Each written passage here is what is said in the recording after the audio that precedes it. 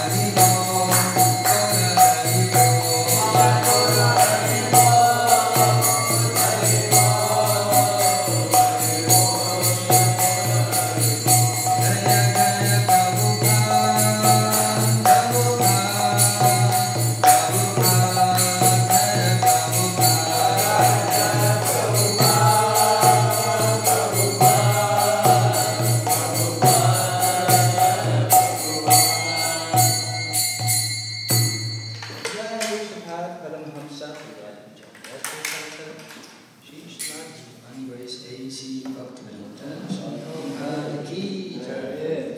Śrīmad Bhāgavatam Morning Class. Gaur Himanandi. Om Namo Bhagavate Vasudevaya. Om Namo Bhagavate Vasudevaya. Om Namo Bhagavate Vasudevaya. Om Namo Bhagavate Vasudevaya. Om Namo Bhagavate Vasudevaya. Om Namo Bhagavate Vasudevaya. Reading from Śrīmad Bhāgavatam, Canto 4, Chapter 17, text number 28.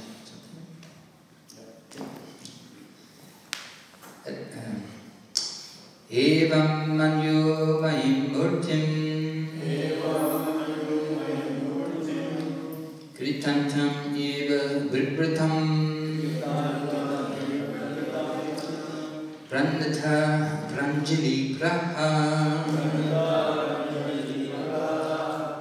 mahi sanjita vepatu evam manyo mayam murtim Vitantam eva vibratam Pranata pranjali praha Mahi sanjata vepatu Evam manyo mayim murtim Kritantam eva vibratam Pranata pranjali praha Mahi sanjata vepatu Evam manyo murtim Grantam yuvivatam Pranata pranjale praha Mohi mahi sanjata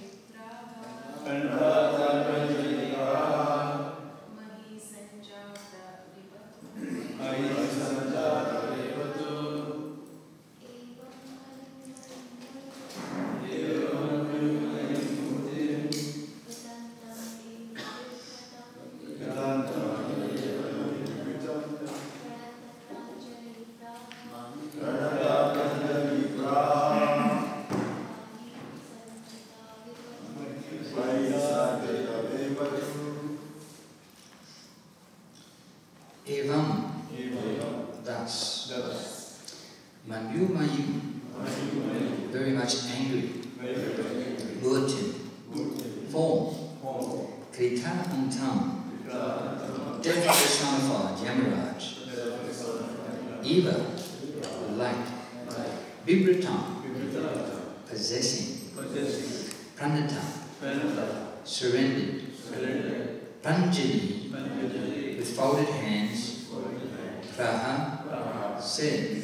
Mahi, the planet Earth. Sandita, arisen. Vipatur, trembling in her body. Translation. At this time, Prithu Maharaj became exactly like Yamaraj, and his whole body appeared very angry. In other words, he was anger personified. After hearing him, the planet Earth began to tremble. She surrendered and with folded hands began to speak as follows.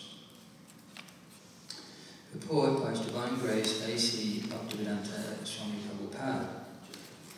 The Supreme Personality of Godhead is death personified to miscreants and the Supreme Beloved Lord to the devotees. In Bhagavad Gita 10.34, the Lord says, Mrityut sarvaharas chaham. I am all-devouring death. Faithless unbelievers who challenge the appearance of God will be delivered by the Supreme Personality of Godhead when He appears before them as death. Hiranyakashipu, for example, challenged the authority of the Supreme Personality of Godhead, and the Lord met him in the form of Nrsimhadev and killed him. Similarly, the planet Earth saw Maharaj Prithu as death personified, and she also saw him in the mood of anger personified. Therefore, she began to tremble. One cannot challenge the authority of the Supreme Personality of Godhead in any circumstance. It is better to surrender unto Him and take His protection at all times. So here we see that the Personality of Godhead here in His form as Prithu Maharaj, we see his angry feature appearing as death personified. And as Srila Prabhupada says, that he is the Supreme Beloved Lord to the devotees. So Krishna says in the Gita that He descends to annihilate the miscreants. So He will show His form as death personified and show His anger, and to protect the devotees. So these features of the Personality of Godhead, in any of His different eternal forms, so He is one person, but He has different eternal forms according to the particular requirement, the particular teaching. Here, Prithu Maharaj, this is going back to Swami Manu, first Manu. Actually, Prithu Maharaj, the Personality of Godhead who established the cities and the different places in the world, many of which, those prominent places where cities were established, that format was established by him. Actually, the archaeologists, they'd like us to believe that, somehow everyone was running around like cavemen, and somehow or another they just stumbled upon this idea of let's settle in one place and have a civilized way of living with each other and working as a social group. So this is the scientific theory. Actually, But this is not accepted according to the Bhagavatam, according to Shastra, and even according to the scientific evidence, and according to logic. These cities and civilizations are not accidental. Actually, when you go further back in time, what the modern scientists like to present is that as you go further back in time, they're more uncivilized. The problem is that they keep finding newer information that the further you go back in time, they're able to do things that we can't compete with all our technology, such as the architecture.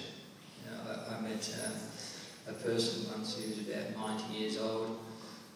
He was a Freemason. And of course, they go back to the, there's an ancient study of the geometry of the universe and coming down into architecture. So, there's a pseudo-religion there, but they're recognising that there are laws, within the universe.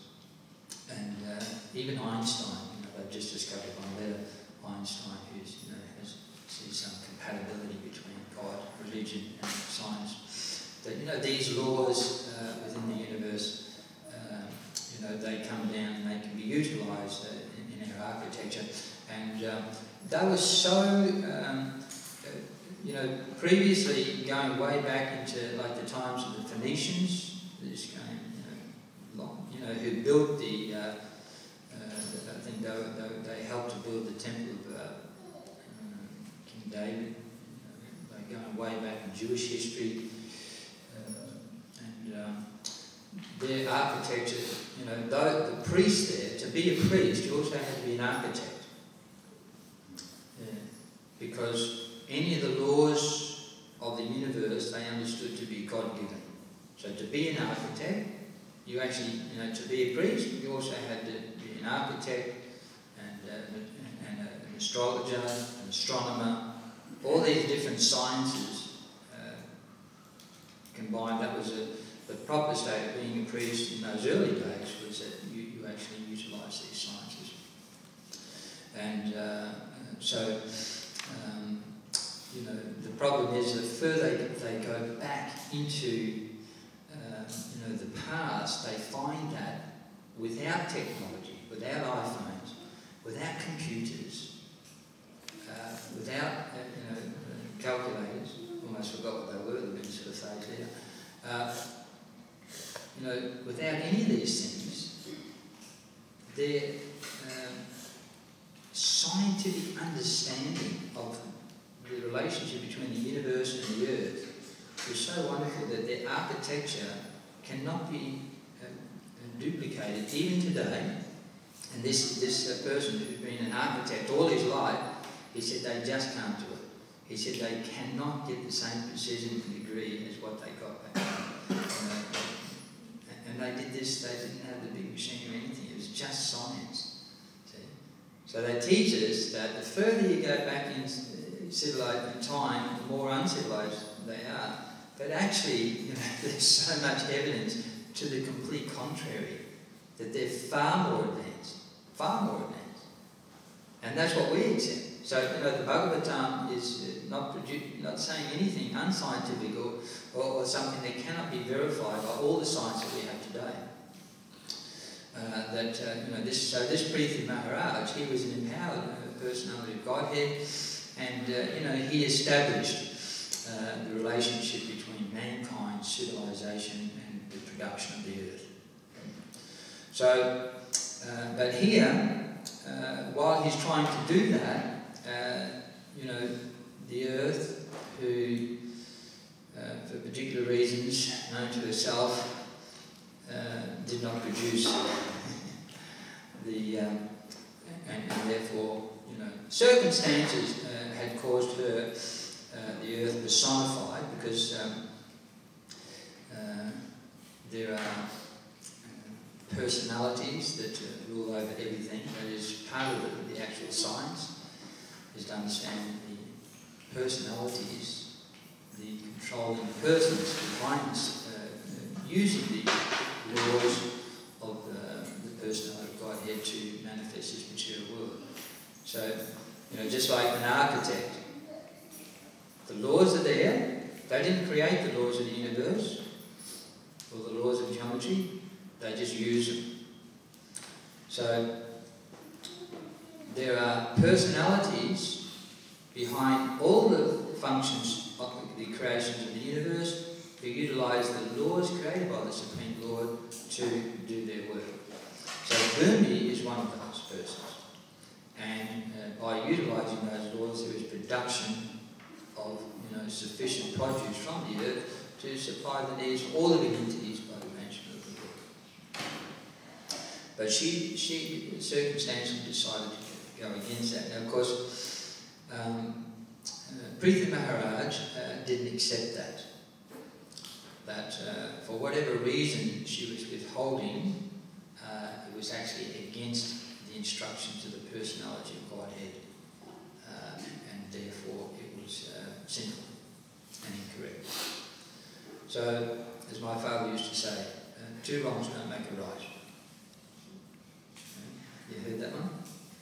Two wrongs, my father used to say that to me. You've got your brothers and sisters, and someone one of your siblings causes you a whole lot of trouble. So they've done something wrong. So you cause them a whole lot of trouble. Right? So, my father would say, two wrongs don't make a right. It just makes two wrongs. So the earth is sort of in this position.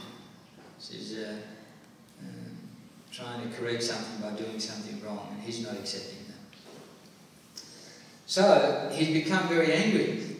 Now, but for the devotees, she knows that despite the fact that she's a woman and she's pleading innocent and so many different things, that if she does not perform her duty, then death will be there, punishment will be there. And because Prithvi Maharaj is considering that for the benefit of all the living entities on the planet, things must be corrected.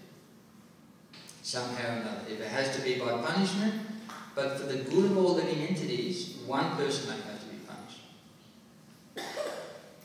And then he himself, because he's a personality of Godhead, then he was quite capable to do everything that needed to be done. So, but otherwise, the Lord also, for the devotees, he is, as it describes here by Srila Prabhupada, he says, the Supreme Beloved.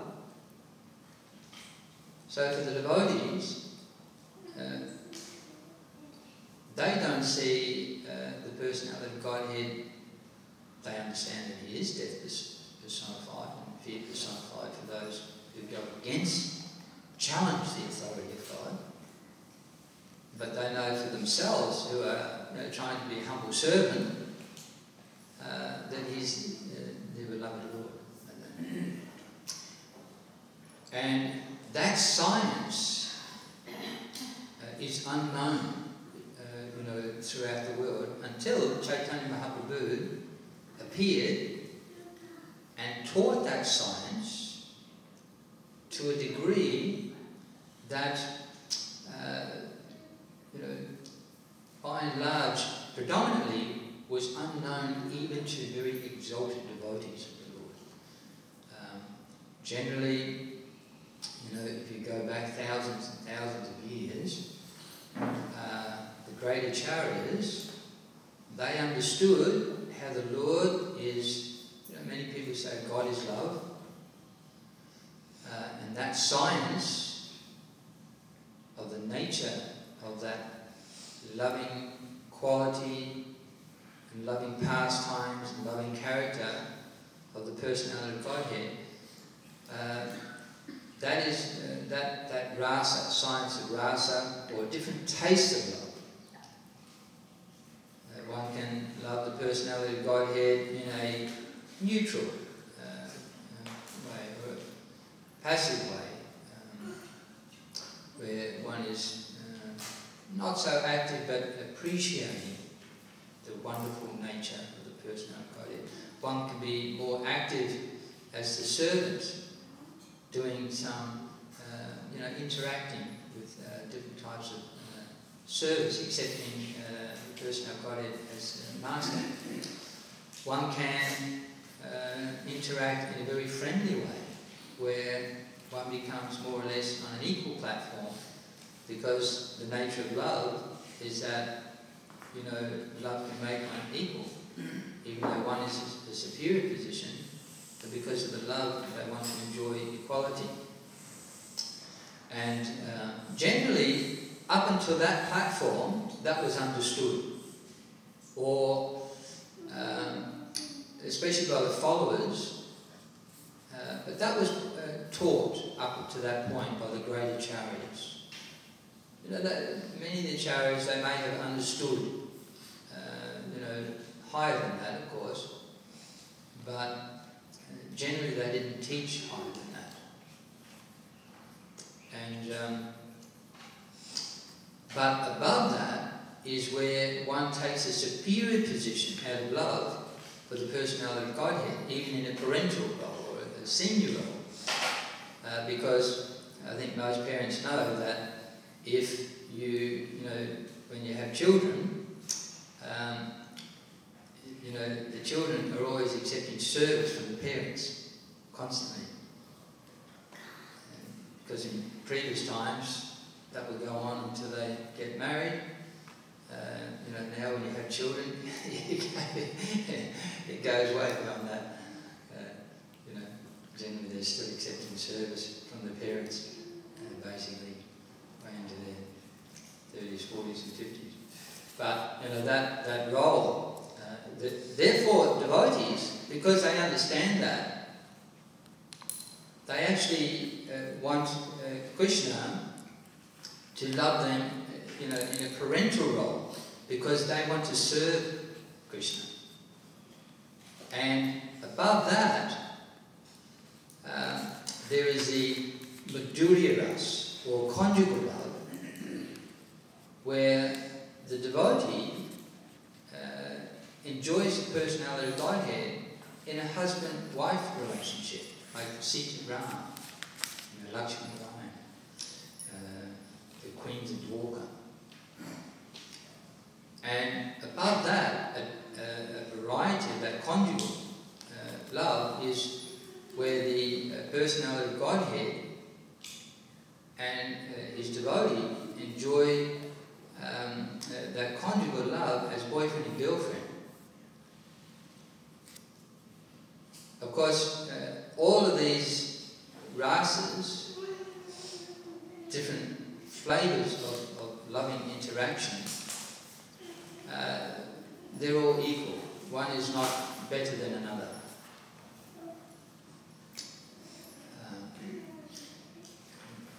That according to one's inclination, then one, has this eternal inclination to love in a particular way. We all have our own eternal individuality, and according to our eternal inclination, we love the Lord, and so they're all equal. And of course, because the spiritual pastimes are absolute,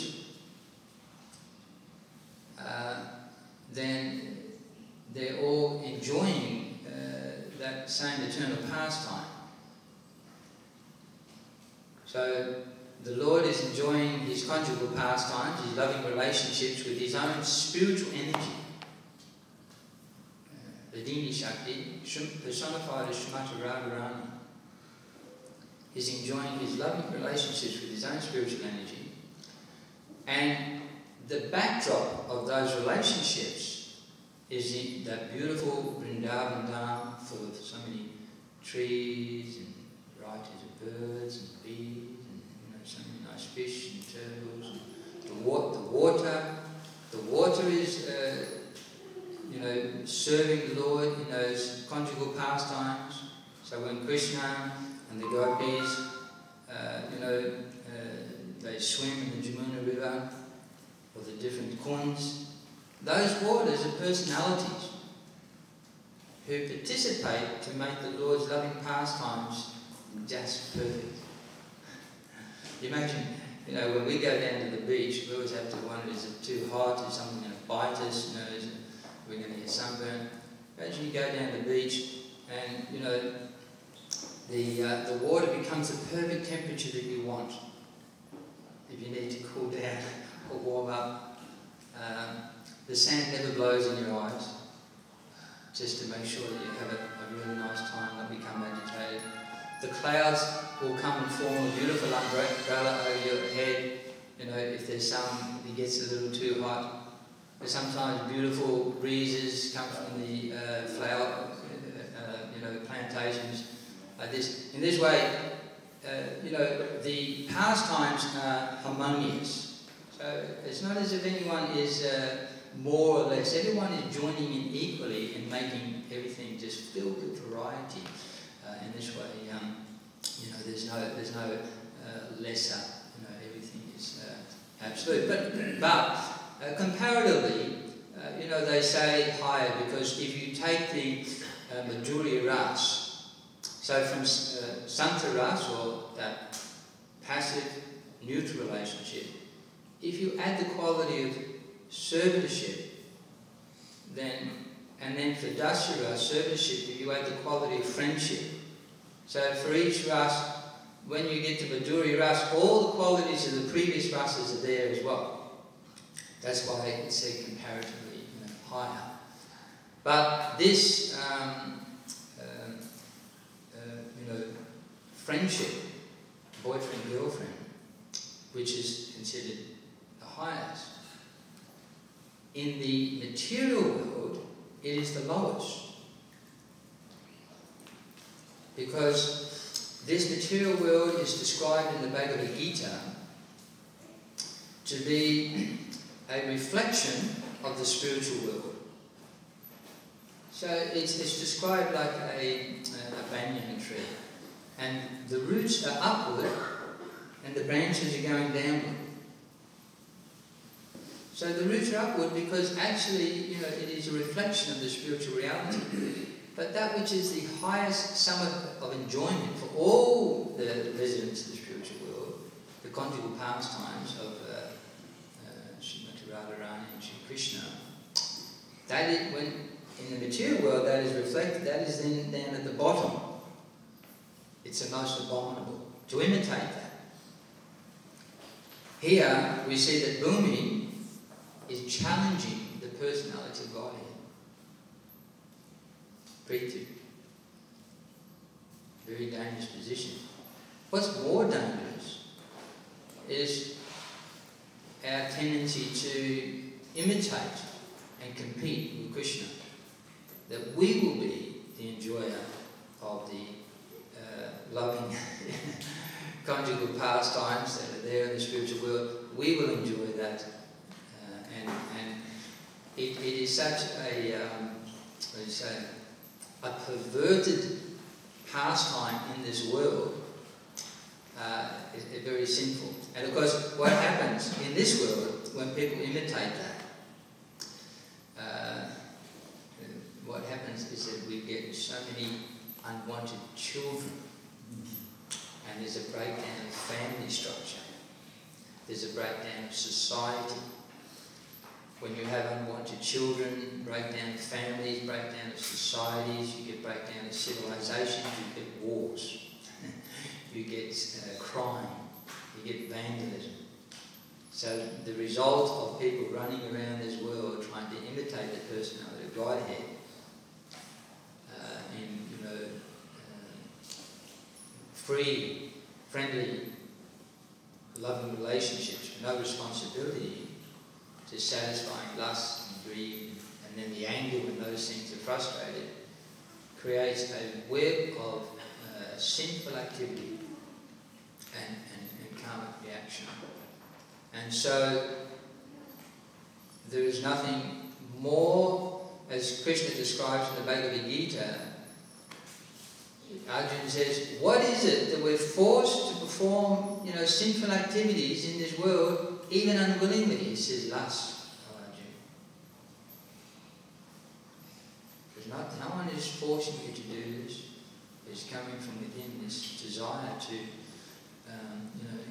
because our love of God, our pure love in the spiritual world, when it becomes pervertedly reflected in this world, it comes as lust. So instead of our love, pure love for the personality of Godhead, we feel we have love for the material energy in its different forms as the enjoyer, which it actually comes out as lust. So by purification, that desire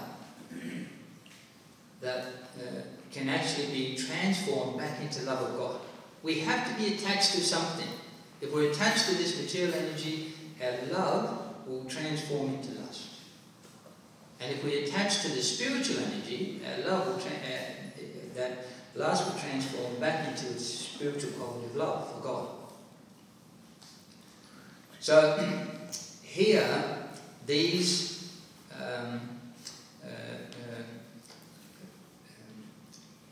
Chaitanya Mahaprabhu therefore descended in this age of Kali to teach us this highest form of love of God, because he understands that it is so powerful if it's properly presented in an authorized way, as it has been done by Srila Prabhupada and Chaitanya Mahaprabhu, to distinguishing, these pastimes of Krishna as enacted on the spiritual platform, nothing to do, although they resemble our boyfriend, girlfriend type of activities in this world, they're really nothing to do with it.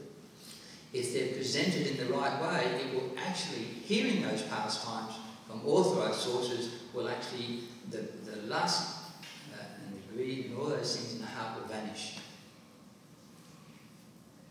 And it becomes transformed back into love of God. And this Krishna consciousness movement is based on that principle. And this is what is in these books, because we're now in a big book distribution marathon. We're distributing these books. You will not get this understanding in any other book, in any other movement, nor will you get such an authorized presentation that has come directly in the line from Chaitanya Mahaprabhu down to Srila Prabhupada, down to the his followers. Such an authorized presentation by the Acharyas you will not find anywhere. And nor how to practically implement that in this age of Kali, especially it is realized through the chanting of the Hare Krishna Mantra, the distribution of these books. So, but in Srila Prabhupada's books, as we study them, while serving Srila Prabhupada, we serve Srila Prabhupada, and one of the things especially we do is to distribute his books, because these books are there to save mankind from the dust, the dirty things in the heart. As we serve Srila Prabhupada and serve Chaitanya Mahaprabhu and serve the holy name, then because the Lord is so loving, he reveals within the heart of the devotee all these wonderful philosophical understandings, how everything can be understood perfectly and correctly.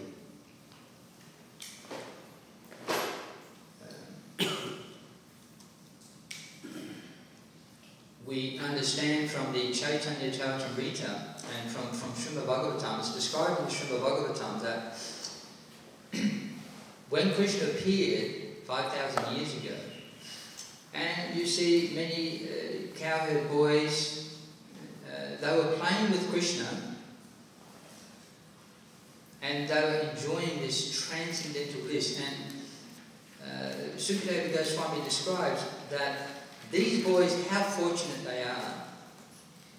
How many pious activities over many, many lifetimes have they done that they're playing with Krishna, Param Brahman, who is the source of Brahmasukha, or transcendental happiness. Now, if we examine that statement of Sukadeva Goswami, we understand that to get an understanding how Krishna's pastimes with his cowherd boys, with his gopis, with the queens and Dwarka, how they're not material, we can look at that statement. Because Krishna has, because he's Bhagavan, he has many potencies, principally three. He has the material potency, which is this material energy, the marginal potency, which is us living entities, and the spiritual potency, which manifests the spiritual world with all its pastimes. So principally three. They can be, in the Bhagavad Gita, he describes the material energy, and he breaks it down into so many different types of energies. You know, there is earth, water, fire, air, ether. These are different energies, mind, intelligence. They're different, energies in different varieties. Material energies in different varieties. Then in the 10th chapter of the Bhagavad Gita, he gives so many different varieties how his energy, material energy, will manifest. And then he just says that, but Arjuna, understand that just 1/4 of my energies is manifesting everything we see in the material universes. There are millions and millions of material universes. As Shri-Raksha Vishnu, the seeds of the universes are emanating from as the Lord breathes, the seeds of the universes are emanating. And when he breathes in, the whole duration of that universe is finished and they all wind up within Mahavishnu. This is the potency of God. As he breathes out, the universes come out, and the entire duration of those universes, as they expand and manifest, as he breathes in, their duration is finished. That is God. Just by his breathing, no effect. And this whole demonstration is just one fraction, 1/4. His spiritual energy, who can then understand the manifestations of the spiritual energy?